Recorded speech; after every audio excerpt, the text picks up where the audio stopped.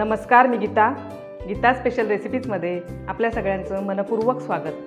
तर मंडळी, आज मी तुम्हाला करून दाखवणार आहे मिसळ सगळ्यांच्या आवडीची असते, सगळ्यांना आवडते आणि मिसळ पाव खायला लहान मुलांनाही खूप आवडतो। तर आज मी तुम्हाला वेगळ्या पद्धतीची मिसळ करून दाखवणार आहे आणि आता आपण लगेचच बघूया की मिसळ कशी करायची।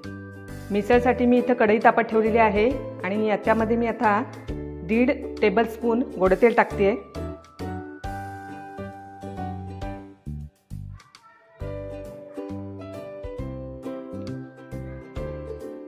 तेल तापलेलं आहे। आता याच्यामध्ये आपण टाकणार आहोत तमालपत्र,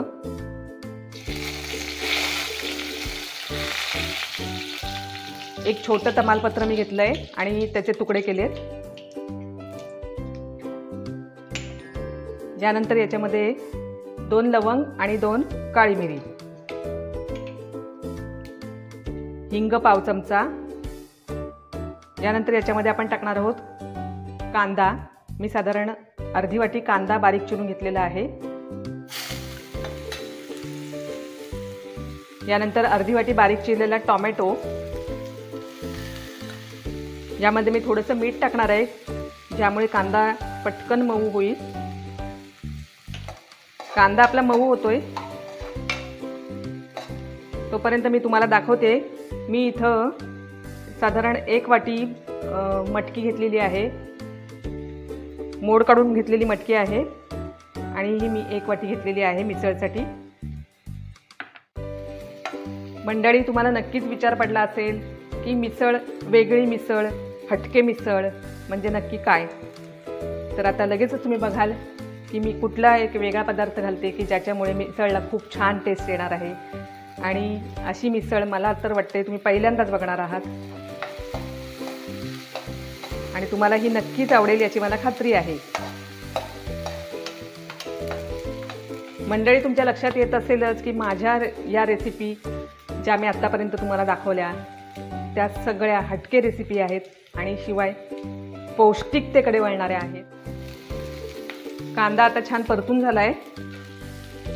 याच्यामध्ये आता आपण टाकणार आहोत ही मटकी। यामध्ये आपण टाकणार आहोत पाव चमचा हळद, साधारण 1.5 चमचा मी आलं लसूण पेस्ट घेतलेली आहे।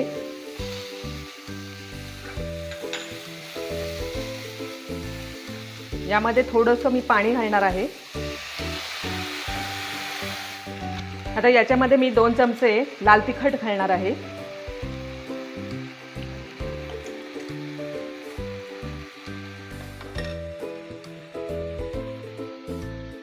गरम मसाला 1 चमचा,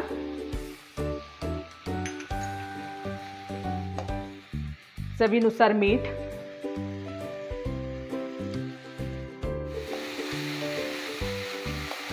छान परतून झालंय सगळं। आता मी याच्यामध्ये 1 बाउल पाणी घालणार आहे आणि हे झाकण ठेवून आपण मटकी शिजेपर्यंत 5 मिनिटं उकळवून घेऊया आणि नंतर माझा सिक्रेट घटक। मंडळी, आता आपली मटकी शिजलेली आहे।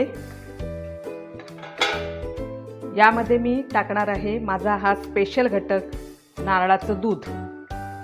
साधारण 1 बाउल मी नारळाचं दूध घेतलेलं आहे आणि हे मी आता याच्यामध्ये टाकणार आहे। पण त्याआधी मी गॅस बंद करणार आहे। साधारण अर्धी वाटी नारळ मी किसून घेतला होता आणि त्याचं हे असं मी दूध काढून घेतलेलं आहे। हे आता आपण याच्यामध्ये मिक्स करून घेऊया।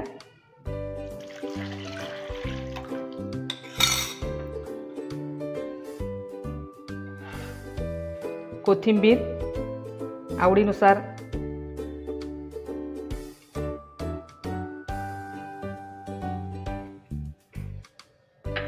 आणि आता पुन्हा मी गॅस चालू करते आणि हे असं ढवळून घेणार आहे मी जोपर्यंत हे गरम होत नाही।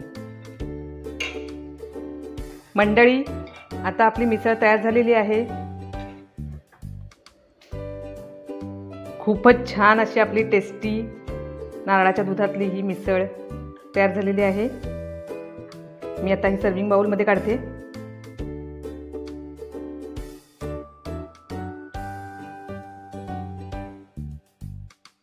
कोथिंबीर टाकूया। मस्त बेत मंडळी, नक्कीच करून बघा, तुम्हाला नक्की आवडेल। तर मंडळी, कशी वाटली ही तुम्हाला वेगळ्या पद्धतीची मिसळ? नक्कीच आवडली असेल।